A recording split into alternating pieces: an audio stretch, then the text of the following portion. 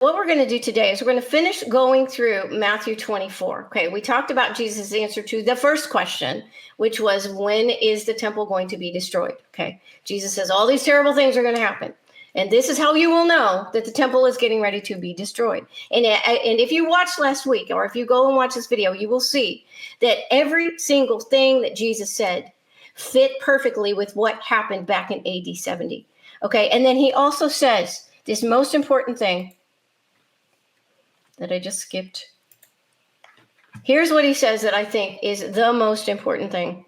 And this is one of the main reasons why I now am a partial preterist.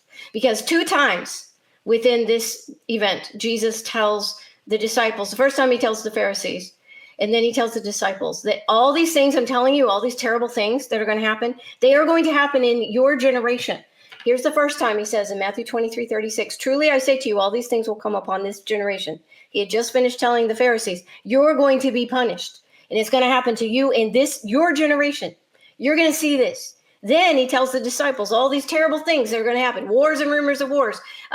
False Christs are going to write all the things that you hear that people say are the end times, are signs of the end times now. Jesus says, truly, I say to you, this generation will not pass away until all these things take place.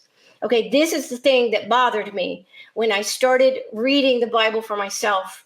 And before I read this, because if all this stuff that Jesus is saying was supposed to happen 2,000 plus years after he said it, why did he say 2 times that it was going to happen in the generation of the people he was talking to?